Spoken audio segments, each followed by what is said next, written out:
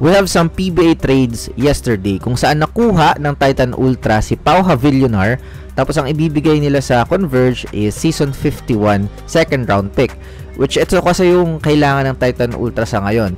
They need size sa frontline and surprisingly, they didn't give up too much. Ang alam kasi natin is for trade yung lahat ng players nila except for Calvin. And so far, wala pa ngang big time moves na ginagawa yung team. Sa trade rumor natin last video, sure tayong ibabato ng Converge si Havillonar if ever maging available si Calvin Abueva. Kasi nga, taga-letran si Pau and parang collecting letranista yung Titan na parang Infinity Stone. Yung value ni Pau same lang naman sa binigay nila sa Converge. The 6'6" big man is also a second rounder. 19 pick overall to be exact noong season 49 PBA draft. Tinapos niya rin yung NCAA nun bago makasama yung 5Xers, katulad sa ibang NCAA players right now. So far, okay yung mga nakukuhang role players ng Titan. First is yung Ato Ular, which letranista din, tapos ngayon naman si Havillonar.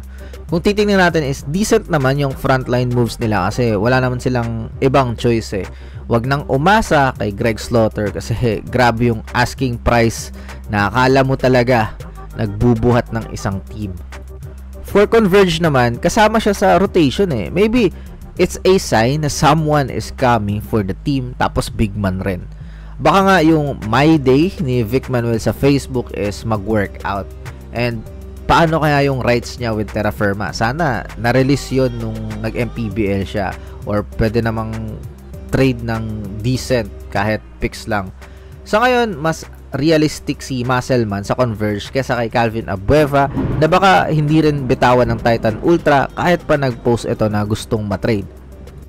Next trade is Joseph Eriobu will be traded to Terra Firma Jeep para sa second round pick ng season 52. And nasa SEA Games yung tao playing for 3x3 national team nung nilabas yung trade na to. Pag uwi niya is hindi na siya maglalaro para sa Magnolia Hotshots. Though according sa Spin.ph, alam na daw ni Eriobu na matatrade siya bago pa pumunta yung national team sa Thailand. Ang reason nila is dahil nga darating na si Yukian Andrada na currently ay nasa NCAA Finals and 1 game away for the championship. Kaya pala lagi siyang ginagamit lately, nagpataas ng value. And maganda din naman yung nilaro niya, tapos ganun yung sukle kapag maganda yung performance mo. Medyo masakit yan for Eriobu kasi he worked his ass off from the 3x3 team ng Magnolia to be promoted sa 5v5. Hanggang trade lang pala yung ending. Another reason from the team, from Coach L.A. Tenorio is much better daw na i-trade siya kasi darating si Yukin and mas magagamit siya sa ibang team. So, okay na rin daw. Pero for me, ang daming team na pwedeng i-reward kay Eriobu. Terra Firma Jeep pa. Kumbaga, pakonsuelo na lang sana na ibigay sa team na merong direction. Gaganahan pa ba siyang maglaro for the Jeep? So, kaya ba?